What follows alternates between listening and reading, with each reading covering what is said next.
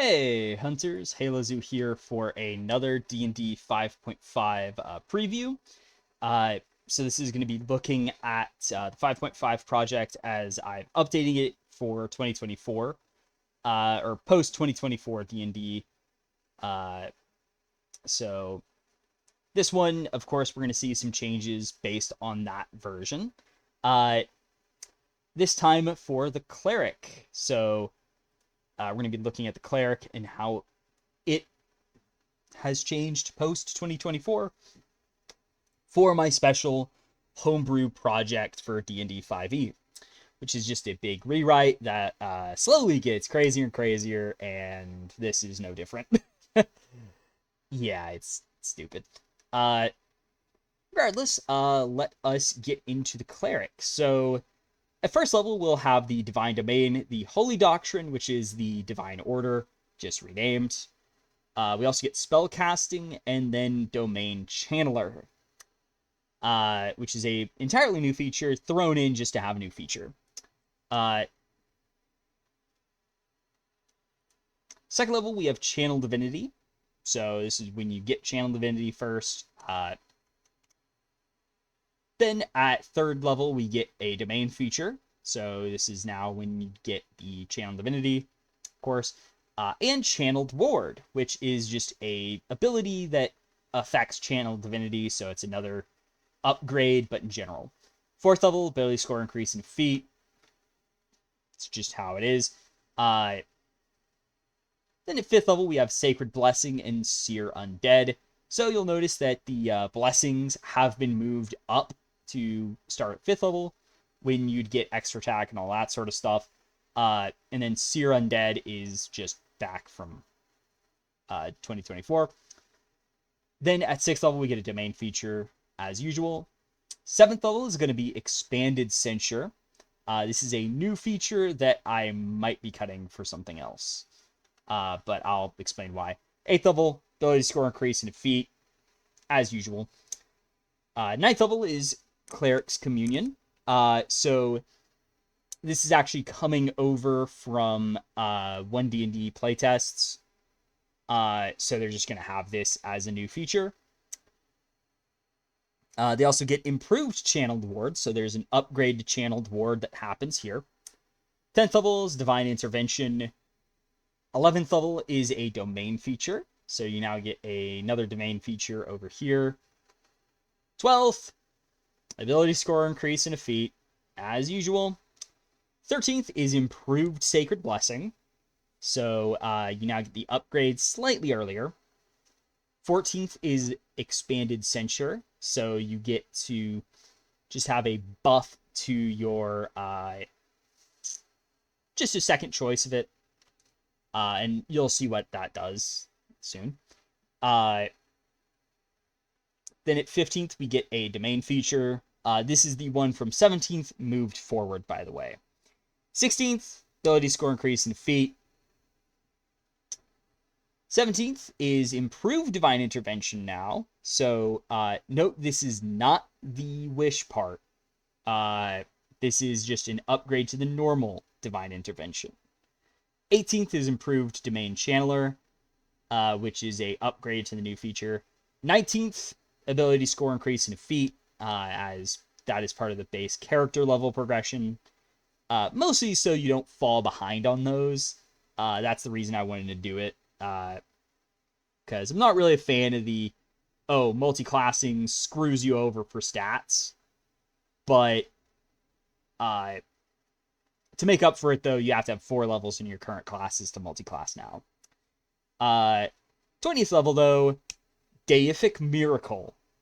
A.k.a. Improved Divine Intervention, just severed from Divine Intervention, and a Domain feature, so you now have a capstone from your domain. Not that I've really worked on any of them yet, but this is a heavy work in progress. I'll be honest. So hit points for the Cleric. As a lot of other classes, you get D8 hit dice per level. Start with 8 plus con score HP, and you get 5 plus con mod HP per level above first. Though I do have some considerations that I might change how that extra HP works. But it's just stuff I'm considering. There's a maybe I'll do this coming up. But for proficiency stuff, by default, you have light armor, medium armor, and shields. Simple weapons only, no tools, charisma and whiz saves, and you get to pick 2 from Arcana, History, Insight, Intimidation, Medicine, Persuasion, and Religion. So I've added Arcana and Intimidation as I felt like it would be nice for clerics of darker deities to have Intimidation instead of Persuasion. And then Arcana was added to kind of add to their mystical lore if they want to go into it. Spell casting.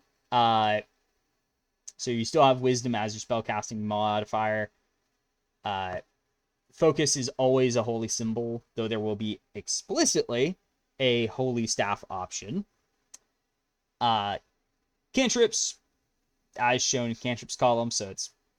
as a side note, I did forget to mention this in the Bard video, but they go from 3 to 6 cantrips. Clerics do. And actually bards, because I decided to give them extra cantrip, because they really do not have a lot. As for spells prepared, this is similar to how it worked before, but whenever you finish a long rest, you can only change out number of spells equal to your wisdom modifier.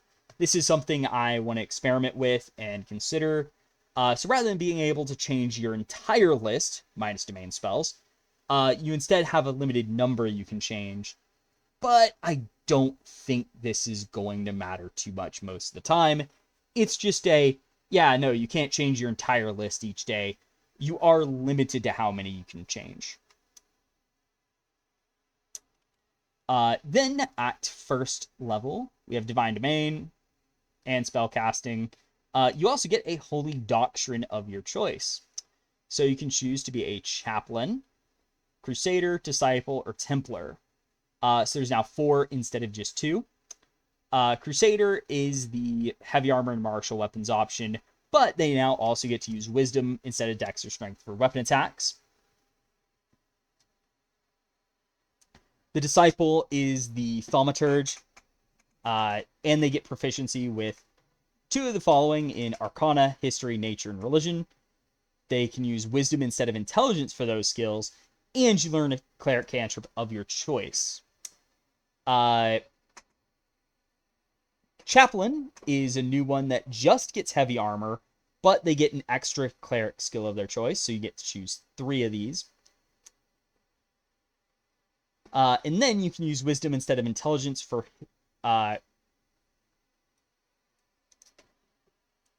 Arcana, History, and Wisdom check, or Religion checks. So basically any of the intelligence skills you can use Wisdom for.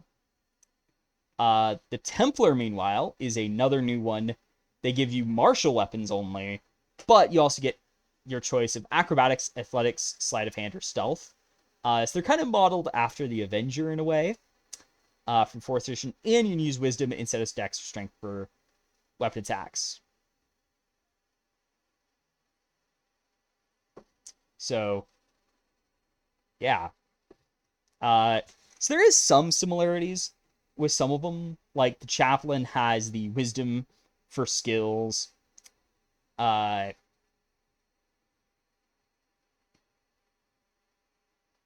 then both the Templar and Crusader have Wisdom for weapon attacks. Spellcasting, as you'd expect. Domain Channeler, meanwhile, the new feature. You can cast one of your domain spells at the highest level of domain spells you have access to without expending a spell slot. Actually, it's supposed to say highest rank,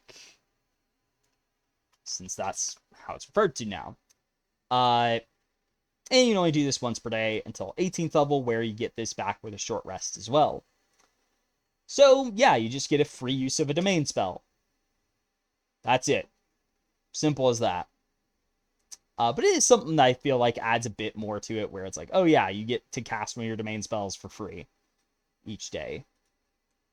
And get to use those more often, and encourage you to use those more often, rather than just always spitting out healing words and stuff, and guiding bolts and all that. Second level, we get Channel Divinity. So you get 3 Channel Divinity abilities. Otherwise, this is roughly similar to 2024. You get 1 use back with a short rest, and at 10th level, you gain 2 uses with a short rest. Have to have a holy symbol equipped to use Channel Divinity abilities. If it uses a saving throw, uses your spell save DC. As for the 3 options, we have Divine Mercy, which is a quote-unquote new option, Divine Spark, and Turn Undead. Divine Mercy, the reason I say quote-unquote new is it's basically part of Divine Spark, but split off. So, as a standard action, target yourself for a creature in 30 feet of you, and they regain 1d8 plus Wiz HP. And this scales with cantrips, so you add d8 at 5th, 11th, and 17th level. So it goes from 1d8 to 4d8 plus Wiz HP regained. Then Divine Spark is now, as a standard action, send a surge of holy energy to a target in 90 feet of you. Got to make a dex save or take 2d8 damage of a type chosen from your domain's damage type list. This is a new thing. If you've seen the Paladin video, you'll notice that the Sacred Oaths have a list of damage types they do that you could do with Divine Smite. This is a similar concept, though it's also been applied to Divine Spark here. And this does half damage to successful save, and it scales with cantrips, so it goes from 2d8 to 5d8. So it's just a neat little ability, and the scaling has been fixed to not be stupid, because that's a real big pet peeve I have with it, where there are levels where it's just worse than your cantrips for no reason. So it's like, well, at these particular levels, you don't use Divine Spark to do damage. You only use it to heal because its damage is crap. Third level, Channeled Ward. Whenever you use Domain Channeler or a Channel Divinity ability, you or a creature of your choice in 30 feet of you gains Wisdom modifier temporary hit points. At 9th level, add proficiency bonus to the THP. So basically, you just give people some temporary hit points when you channel Divinity. Boom. 5th level is now Sacred Blessing. You get Divine Strike or Potent Spell Casting. At 13th level, the feature improves. So Divine Strike, once per round whenever you hit with a weapon attack, deal plus 1d8 damage type of a chosen from your domain's damage type list. So this is where that actually was for, what it was for, but it also gets applied to Divine Spark. And at 13th level, plus 2d8 damage instead. Potent Spell Casting, whenever you deal damage to a creature with a Cleric cantrip, add plus Wiz to the damage dealt. At 13th, you also add plus Wiz to the damage of each. To each target of Cleric spells you cast at first level or higher, or first rank or higher, is what it's supposed to say. And whenever you deal damage with a Cleric cantrip, you can give yourself or creature in 30 feet of you 2 times your Wisdom modifier temporary hit points. Then Seer Undead. Whenever you use Turn Undead, you deal 3d8 damage of a type chosen from your domain's damage type list, or half that on a successful save. And you deal plus 1d8 damage at 11th and 17th level, so scaling with cantrips. It just starts at 3, because you're already 5th level for this. So yeah, it's just slightly modified to scale in a sane way. Otherwise, it's roughly the same. 7th level, we get Expanded Censure, which basically you choose the following creature types from Aberration, Beast, Celestial, Construct, Dragon, Fey, Fiend, Giant, Monstrosity, Ooze, and Plant, aka anything that's not undead or humanoid. And whenever you turn undead, you can choose to target creatures of one of those types instead. At 14th level, choose another 2 from the list. Probably going to cut this because I'm considering bringing Favored Enemy, 2014 Favored Enemy back, but as a feat for any class. And then add additional feats that will key off it for something like Expanded Censure. So I think I'm going to restrict it to that, but I don't know what I'm going to replace it with yet. Because it's a new feature that goes at 7th and 14th instead of Sacred Blessings because I want those to be at an earlier level than they were. 9th level, though, we get Cleric's Communion. You always have the Commune 5th rank spell prepared. Doesn't count against Cleric spells prepared, and once per day you can cast it as a ritual with the normal casting time. So basically, hey, you can commune for free. Boom. 10th level, though, Divine Intervention. As a standard move or bonus action, you can cast any Cleric spell of 5th rank or lower, or a Bard, Druid, or Wizard spell of 3rd rank or lower, with cast time equal to the action you used, as if it was a 5th rank spell. So you always cast them at 5th rank, regardless of the actual rank of the spell you cast. So if you cast a 1st rank spell from Cleric, Druid, Bard, or Wizard, it will still be cast at 5th rank. So it's basically always a 5th rank spell slot. You can also cast Raise Dead as a standard action with this ability. So right off the bat, you will notice that, while you can use the same action used to cast the spell now, since the 2024 one, like with Divine Intervention, if you cast a bonus action spell with it, it's still a standard action. But this one, it's, oh, well, if it's a bonus action spell, you cast it with Divine Intervention as a bonus action still. It's not, it's always a standard action regardless of what type it normally is. Instead, it's, you use the same action normally used to cast it. But you can't cast spells that take more than a standard action to cast, except Raise Dead. Mostly because I personally find that it is a bit ridiculous that you can do so many stupid things with that break the game, like casually casting Prayer of Healing with a Warlock Fighter and a Monk in the party. You know, the 3 classes that get the most out of short rests. Yeah, being able to cast Prayer of Healing mid-combat with them around is the dumbest crap ever. And like, I'm fine with the Raise Dead idea. It's just, it's not as powerful. You can't do other stuff, like you can't Hallow and do all sorts of other stuff. But you also get access to Bard, Druid, and Wizard spells, but it is of lower ranks than what you can get from Cleric. So there is that addition to it, because I felt like it's, sometimes, you might want to ask your god for a fireball, and just, go ahead, ask your god for a fireball. Go for it. But if the spell has a material component with a gold piece cost of 50 or more, the cost is half the normal cost for casting it this way. Otherwise, you ignore it. So this is another change I made, where if it's a very costly spell component, no, you don't get to fully ignore it. You just have to, you just need less for it. So, because another problem I have with it is it's like, so you can cast Raise Dead for free, even though that basically destroys the diamond economy, because you only really need it once per day most of the time.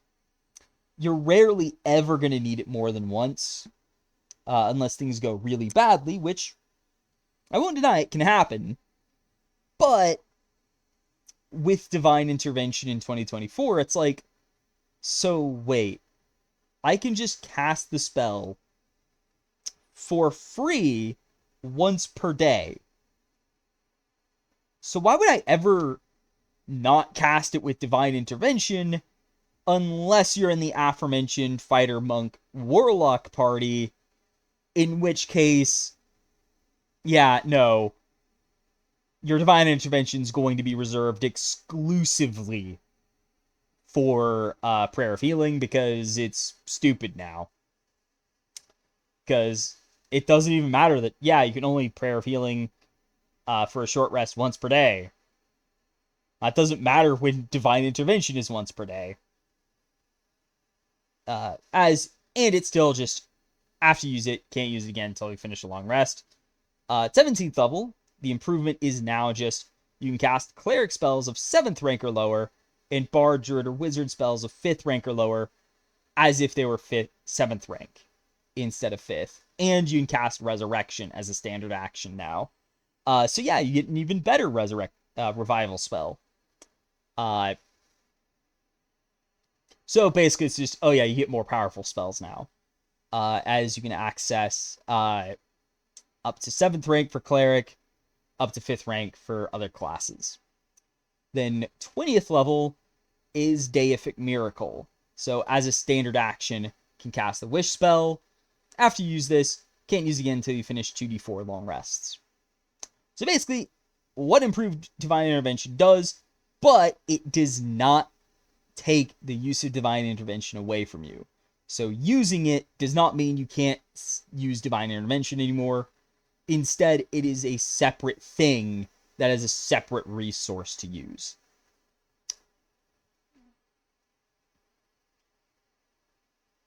So as for the domains, massive work in progress over all of this, as I've yet to touch half of them, aka the half that is not in 2024, and even the 4 in that book I have not all completed yet. So we're just going to skip over to Life Domain, as that is the first one I've worked on, and far and away the most complete of the 4. Yeah, 4. So we now have Domain Magic. I will actually mention the Domain Magics. So for the other 4, Death Domain is going to have the option of Acid, Cold, Necrotic, or Poison damage. So the 4 deathly damage types. Knowledge will have access to Force, Necrotic, Psychic, and Radiant. So kind of the knowledgeable, but also light and dark, as well as the 4 mystical damage types among energy types. Life Domain has Necrotic, Poison, and Radiant as options. So Necrotic, because it's often associated with lifesteal stuff and death. So Resurrection is Necromancy, so you have Necrotic, since it's closely associated with Necromancy. Radiant, because it's just generic life energy. But also Poison, because it's often associated with living things that can poison you. So, like, there's various poisonous plants and all that. That was kind of the idea I went with for it. Also, because I needed a 3rd damage type, at least. Might change that to fire, but I don't know. Light Domain, meanwhile, has fire, lightning, and radiant damage. With lightning being added as it makes light. Nature Domain has cold, fire, lightning, poison, and thunder as options, so they have the most, but it's 4 elemental types and poison, so not like it helps you much. Then we got Tempest, so they're going to have bludgeoning, so they get a physical type, cold, lightning, or thunder, so basically storm-themed damage types, plus a physical. Trickery gets poison, as it's often associated with rogues. Psychic, because it's often associated with mental manipulation. And Radiant, because that is now associated with colors and images. So as I mentioned in the Bard video, there is a cantrip for illusion called Color Strike that is dealing radiant damage. There will probably be more radiant stuff in the future as well. War Domain finally has bludgeoning, piercing, or slashing. So they're like magical effects that use that. Like their divine spark is just creating this spectral weapon and hurling it at somebody. Like it might be this giant sword falling from the sky and all sorts of cool stuff like that. Anyway, as for what Life Domain does now, so their domain spells are Bless, Cure Wounds, first rank, Binding Heal, and Lesser Restoration, with Binding Heal being a new second rank spell that just heals one guy for an amount and then heals a second guy for a smaller amount. Third rank is going to be Beacon of Hope and Revivify. Fourth rank is Death Ward and the new Regeneration spell, which does about what you'd expect it to. So it's a heal over time ability. It doesn't regenerate limbs like Regenerate does. This is Regeneration. So it's a weaker effect, as Regenerate is now on steroids, by the way. That is going to be massively buffed. Don't worry. Fifth rank is Mass Cure Wounds and Raise Dead. Then at first level, you still have Disciple of Life, which is similar to what it was before, but it now adds your proficiency bonus instead of a flat +2. So it now scales up a bit as you progress. So as you get better, you're even better with Disciple of Life. Not by too much, but oh well, you get the idea. Then at third level, we have Preserve Life, which is entirely changed. So as a standard action, can expend Channel Divinity to create a pool of Wiz plus 1d8 dice. Then you divide the dice amongst your and or any other creature of your choice in 30 feet of you, roll them all, and then restore HP equal to the result, plus your proficiency bonus to each creature healed this way. So basically, you create a pool of, at first this will be about 4d8 dice. Then you can heal 1 to 4 people with those d8 dice. So you can spread them, like you give 2 people 2d8s, or you could give 4 people 1d8, or you could give 1 person 4d8, or you could give 1 person 1d8, and then another person 3d8, or 2 people 1d8, another person 2d8, etc., etc. And then heal them. And then each creature gets an additional plus prof HP regained. Basically is kind of a callback to Disciple of Life, by the way. Even though it's not a spell, it does have that bonus in it. Then we have Blessed Healer. When you trigger Disciple of Life on another creature, you regain HP equal to the Disciple of Life HP regained. Basically, just it's now specifically calls out that yes, it's literally the Disciple of Life healing. That's just what it is. Instead of listing pretty much the same thing twice, it's just, yeah, no, this is the same as Disciple of Life. 11th has Healer's Mastery. Though actually, I will note that I might change this to be, it also does the inverse. So if you heal yourself, you heal someone else. But we'll see. I'm considering it. It's a maybe. But Healer's Mastery, you gain additional plus wisdom modifier to medicine checks, and to any other skill or tool checks relating to healing, sicknesses, diseases, and remedies. So kind of a fluff feature that just makes you better at medical stuff. In addition, whenever you cast a spell that revives a dead creature, material component costs half as much for you. I might specify this stacks with Divine Intervention. And the target can immediately stand up and gain your proficiency bonus plus twice the spell slot's rank in temporary hit points that last for 1 hour. So basically, when you revive people, it's even better. 15th is now where Supreme Healing is. So whenever you'd roll dice to restore HP to a creature, automatically restore the max amount instead. So, aka 1d8. Every d8 is 8, basically. 20th level, Boundless Life. So this is their new capstone, and the only one I've made so far.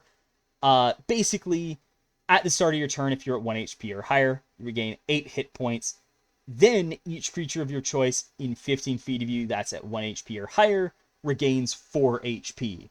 So, you are now constantly healing, and you have this big healing aura around you as you just, like, the boundless life energies of your magic are all around you at all times. And yeah, it's just Yeah, no, you're just always healing now. That's how powerful you are. The light domain, meanwhile, their domain spells are now more in line with 2014 again. So at first rank, you have Burning Hands and Fairy Fire. Second rank, Scorching Ray, Flaming Sphere. Third rank, Daylight and Melf's Minute Meteors. Fourth rank, Radiant Purge and Wall of Fire.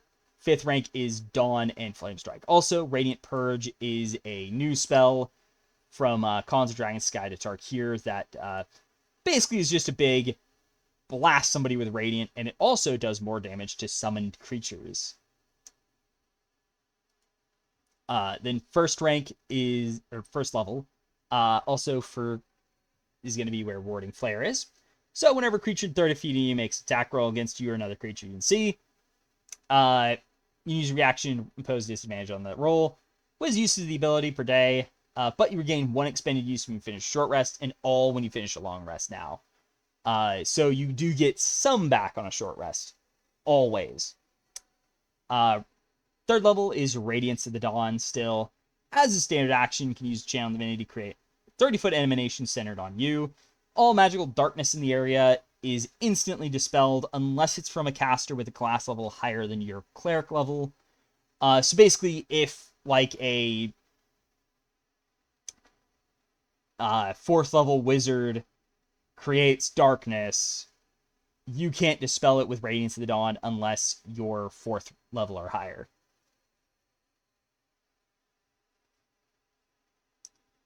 And all creatures of your choice in the area must make a con save or take 1d12 lightning, fire, and radiant damage.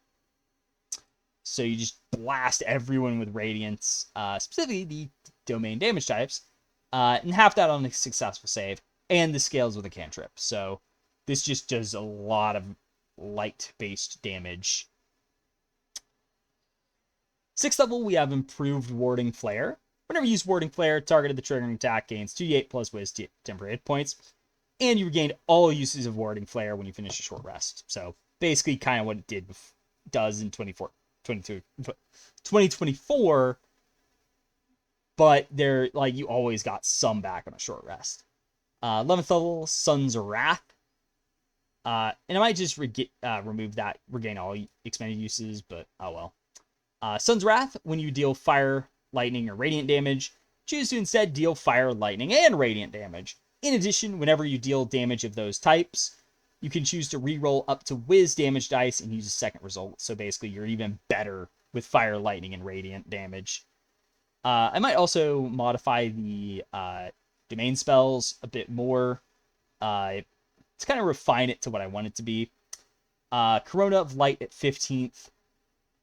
You can use a standard action to activate an aura of sunlight that lasts for 1 minute until you dismiss it using standard action.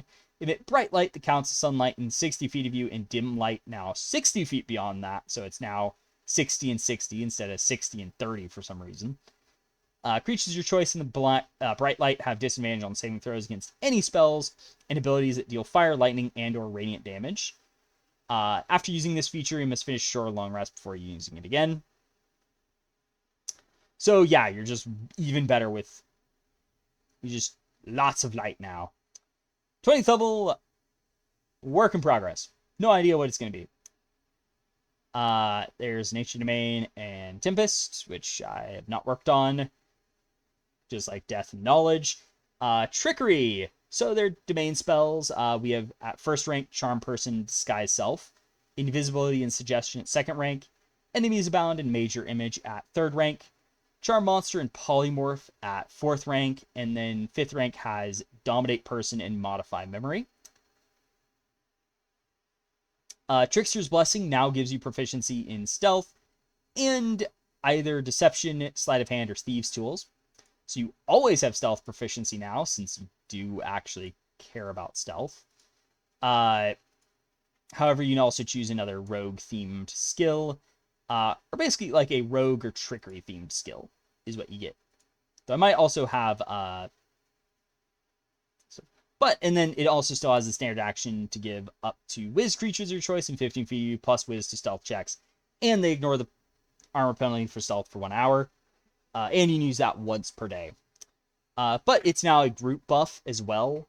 But basically, you're always good with stealth now, and you buff your allies' stealth a bit better. Let me just highlight these properly. So up next at 3rd level, we get Invoke Duplicity. As a standard action, you can use Channel Divinity, create a perfect illusion of yourself, last for a minute, or use a free action to end it. Illusion appears in an unoccupied space that you can see within 30 feet of you. As bonus action turn, can move it up to 30 feet to a space you can see, but it must remain within 120 feet of you. The illusion can be attacked and shares your AC and saving throw bonuses.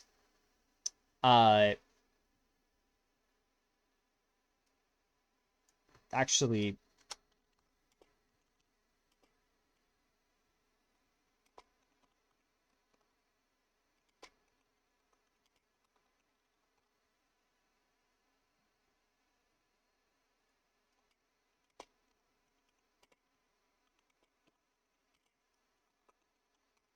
so now it's gonna, I'm just changed to be when you move, you can also move the illusion as part of the action. And it's also going to have your speed. So it's basically it can match your movement. And the illusion can be attacked and shares your AC and saving throw bonuses, and its HP is equal to half your max HP. And for the duration, you have the following benefits of Action Conduit. So you can cast spells and make weapon attacks and skill or tool checks as if you're in the illusion space. So now it's also extended to... so instead of just casting spells through the illusion, you can now cast... you can also do weapon and skill stuff through it. Distracting Presence. When your illusion's within 5 feet of a creature that can see the illusion, you have +2 on attack rolls against that creature, and it has -2 on saving throws against your spells. So now you don't have to both be next to it. Instead, it's just always going to give a bonus to attack stuff next to you, next to it. Also, you have the ability to sensory swap with it. So as a free action, you can sense things as if you're in the illusion space instead of yours until you use this free action again. 6th level, we have Trickster's Swap. So as a bonus action, while Invoke Duplicity is active, you can teleport yourself in the illusion, swapping spaces. 11th has Trickster's Gift. While Invoke Duplicity is active, you and any allies in 5 feet of you or the illusion have +2 on AC and saving throws. So basically, it's just a defensive buff from Invoke Duplicity to help with support, you know? Then 15th, though I might actually swap the 11th and 6th level benefits just to get the defense stuff going earlier. But Improved Duplicity at 15th level. Invoke Duplicity now grants the Distracting Presence benefits to creatures of your choice in C, and when it's destroyed, you or a creature in 5 feet of your illusion regains Cleric level HP. So you just get some HP back. And of course, Capstone, work in progress. Not sure what I'm doing yet. The War Domain, though. So their domain spells include Shield of Faith and now Thundering Smite, Magic Weapon, Spiritual Weapon, Blinding Smite, and Crusader's Mantle, Fire Shield and Stowering Smite, and then Conjure Volley and Destructive Wave. With Conjure Volley, specifically, there is like I summon powerful weapons from the sky to rain down on my foes. Because I just like that idea. Might swap it out, but oh well. War Priest. Whenever you prepare spells, choose a weapon you're proficient with. It becomes your sacred weapon until you next prepare spells. Counts as a holy symbol and as a silver weapon. You can use a bonus action to make a weapon attack with your sacred weapon, ignoring the loading property if it has it. And you have whiz uses of the bonus action, gaining all when you finish a long rest. So basically, you choose a weapon and counts as a holy symbol. So basically, you choose this weapon and it is now your favored weapon. Basically, a massive upgrade to the stupid favorite weapon BS of old, where it's like, oh yeah, this is your favorite weapon. Have fun if it's simple, and all that stupid BS of, yeah, no, it's just, you choose your own. Boom. Might also add a bonus for spell casting with this, just to help support the silly build you can do where you take the disciple doctrine, disciple or chaplain doctrine, and then go with potent spell casting. So it might do some stuff with that, but basically the idea is you have a sacred weapon and boom. Third level, they get guided strike. So whenever your creature you can see makes a weapon attack roll, use channel divinity to add +5 to the attack roll. Then 6th level, War God's Blessing. When you use guided strike, the target also does plus 1d8 extra damage on hit and deals half damage on a miss. So that is what it does now. So basically adds to damage and makes it more reliable. So if you still miss, oh, it's fine. 11th level is True War Priest. Sacred Weapon counts as adamantine and has +1 to all attack and damage rolls and weapon attacks. And spells cast through it have +1 in the attack roll, damage roll, healing roll, and save DC. So basically, it gets an additional +1 bonus. 15th level, Avatar of Battle. You have resistance to all 4 physical damage types, which by for reference is bludgeoning, piercing, slashing, and the new bleed damage. And you deal plus proficiency bonus damage with your sacred weapon and with spells cast through your sacred weapon. 20th level, no idea what happens. But yeah, that is the Cleric as it currently is. So as you can tell, very much a work in progress. Yay. That is going to be a lot of work. And I'm pretty sure you're already predicting that some of the next ones are also not going to be so complete. Because, of course, they aren't. But anyway, I hope you've enjoyed this video. Stay tuned for the Druid one coming later today as well. And also, there will be, of course, the other 6 classes I've yet to go for an update. But also on my channel is already going to be the Barbarian, Bard, Fighter, and Paladin. But without further ado, I will see y'all next time. Halo Zoo, out.